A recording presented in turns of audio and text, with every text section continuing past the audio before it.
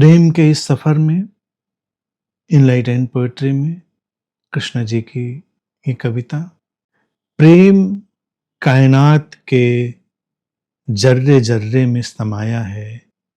एक खुशबू, एक जादू, एक जुस्तजू की तरह उसकी खुशबू करती है अक्सर मुझसे गुफ्तगू और खोलती रहती है कायनात के जाने कितने ही राज।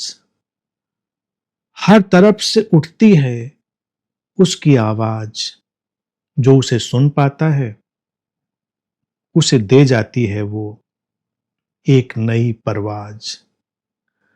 ख्वाब के जिस्म में लपट सी उतरती है उसकी जुस्तजू। ख्वाब के जिस्म में लपट सी उतरती है उसकी जुस्तजू और कर जाती है तन मन को बेकाबू। वो चट्टान पिघलती है, वो बूंद सुलगती है, वो बात महकती है जिसे वो लेता है छू। वो हर शख्स दीवाना हो जाता है जिस पे छाता है उसका रूहानी जादू और वो दीवानापन कर देता है जिंदगी को पूरी तरह जादुई, अद्भुत, अनूठी, अनछुई। प्रेम कायनात के जर्रे जर्रे में समाया हुआ है, कण कण में प्रेम ही है। और कैसे है? एक खुशबू, एक जादू, एक जुस्तजू, एक सुवास है जिंदगी की, एक मैजिक सा चल रहा है, एक जादू जैसा है जो पकड़ में आता है, नहीं आता है, रोमांचित करता है। और एक तलाश, एक अनवरत खोज, एक अनवरत तलाश, जुस्तजू। प्रेम एक ऐसी तलाश की तरह जो कहीं थमती नहीं। इसीलिए तो प्रेम सितारों से आगे भी जहां तलाशता है, कण कण में है, लेकिन उसका जो अभिव्यक्ति का ढंग है वो बड़ा मैजिकल है, जादू से भरा है। हम जहां भी सुवास अनुभव करते हैं जीवन की, वो प्रेम का ढंग है। उसकी खुशबू अक्सर करती है मुझसे गुफ्तगू, और जो खुशबू है, जब कोई हृदय प्रेम से भरता है तो उससे वो गुफ्तगू करती है, बातें करती है, गपशप करती है और खोलती रहती है कायनात के जाने कितने ही राज। राज खुलते हैं, रहस्य बने रहते हैं। वो खुशबू आती है पास में, समझ और बढ़ जाती है, आंखें और खुल जाती हैं, सुबह और रंगीन हो जाती है, सुबह और आलोकित हो जाती है। जीवन की तमाम बातें जो नहीं समझ में आती थी आ गई। तमाम राज जो थे, जो राज की तरह दफन थे जीवन में, वो अब राज नहीं रह जाते, लेकिन रहस्य पीछे और खिसक जाता है। हर तरफ से उठती है उसकी आवाज। प्रेम की आवाज तो जीवन में हर तरफ से उठ रही है, वो किसी एक तरफ से नहीं उठ रही है। परमात्मा का संस्पर्श वही है जो हर तरफ से उठती आवाज में प्रेम की अनुगूंज को सुन पाए। पत्तों से सरसराती हवा हो, बादल से गिरती बूंद की रिमझिम हो, वो प्रेम की ही आवाजें हैं। प्रेम की आवाजें प्रेम गीतों में ही नहीं होती, प्रेम की आवाजें तो हर तरफ से उठती हैं। हमें पहचानने की जरूरत है उनको। जो उसे सुन पाता है उसे दे जाती है वो एक नई परवाज, एक नई उड़ान। जो अस्तित्व की इस विराट प्रेम की आवाज को सुन पाता है उसे जीवन में एक नई उड़ान मिलती है। फिर सब कुछ तो सब कुछ को संभालता है। हमने हवा की आवाज सुनी तो हवा संभाल लेती है, पानी की आवाज सुनी तो पानी संभाल लेता है, आग की आवाज सुनी तो आग संभाल लेती, अर्थात सारे तत्व संभाल लेते।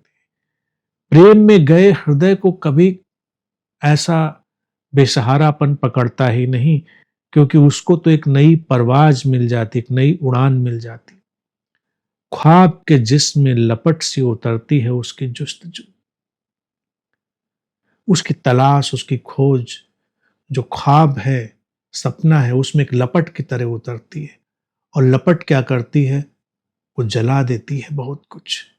जब उसकी तलाश, उस प्रेम के परम रूप की तलाश चलती है और वो ख्वाब में उतरती है लपट, तो लपट का तो काम ही है कि ख्वाब को जला दे।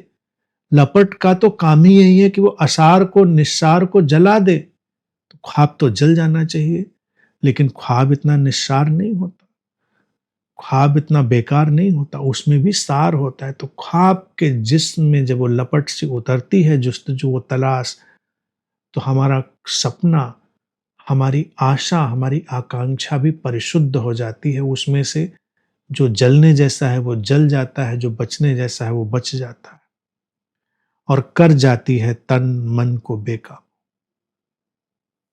शरीर और मन अभी काबू में इसलिए दिखाई देता है क्योंकि हमने उसको जानी पहचानी सीमाओं में बांध रखा है। लेकिन कल्पना करो वो जानी पहचानी सीमाएं गिर जाएं तो ये बेकाबू हो जाएगा, हमारे लगेगा नियंत्रण में नहीं। प्रेमियों को इसीलिए कभी-कभी लगता है कि उनका शरीर भी उनकी बात नहीं सुनता, उनका मन भी उनकी बात नहीं सुनता, वो बेकाबू हो गया है।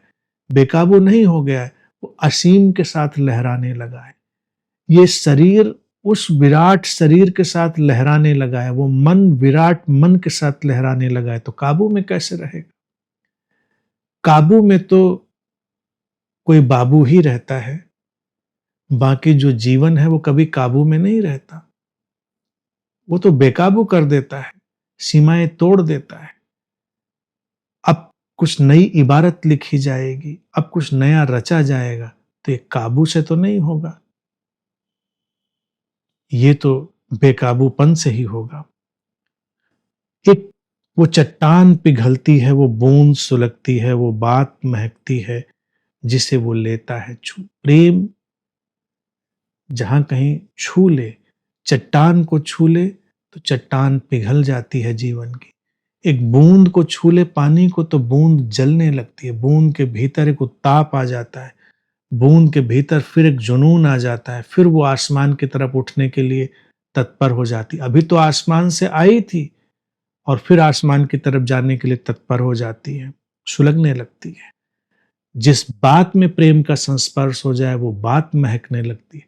बिना प्रेम के संस्पर्श से आप गीता पढ़ दीजिए, आप पुराण पढ़ दीजिए, आप कुरान पढ़ दीजिए, आप कुछ भी बड़ी से बड़ी बात कह दीजिए किटकिटाकर या कैसे भी उत्तेजना में, वो सब बातें बेमानी हो जाती।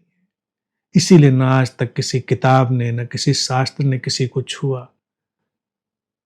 वो बस एकेडमिक और प्रवचन जैसी बातों में काम आती हैं, लेकिन जिन बातों में प्रेम का स्पर्श हो जाए वो बातें महकने लगती हैं, वो जीवंत शास्त्र बन जाती हैं। इसीलिए बुद्धों के साथ जब उनकी बातें होती हैं तो जीवंत शास्त्र की तरह होती हैं। उन्होंने बातों को प्रेम से छुआ होता है।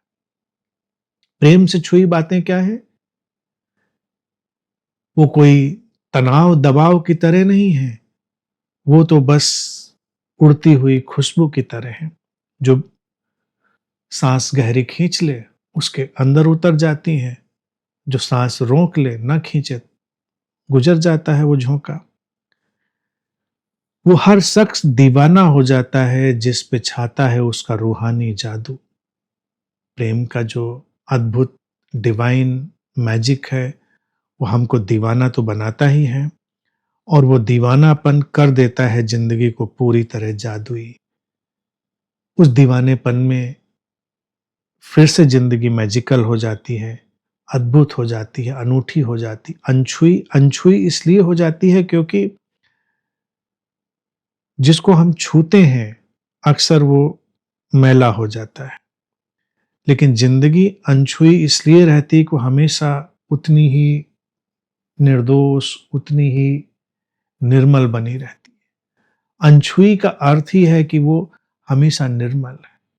इसीलिए इसी बात को कि प्रेम का जो दीवानापन है वो अद्भुत, अनूठा, अनछुआ बना देता है, इसी बात को कह पाने का एक तरीका था जब लोगों ने कह दिया कि जैसे जीसस के बारे में कि वो पैदा हुए तो मरियम कुंवारी थी, यानी अनछुई थी। कुंवारापन, अनछुआपन प्रेम लाता है। प्रेम है तो व्यक्ति चिर कौमार्य में होता है, प्रेम नहीं है तो सब ऐसे ही बेमानी सा है। प्रेम हमेशा जीवन को स्पर्श करता है तो अनूठा, जिसकी कोई तुलना नहीं हो सकती। अनछुआ जो हमेशा निर्मल, निर्दोष बना हुआ है, वो स्थिति। तो ये प्रेम का जादू है, ये इसका मैजिक है।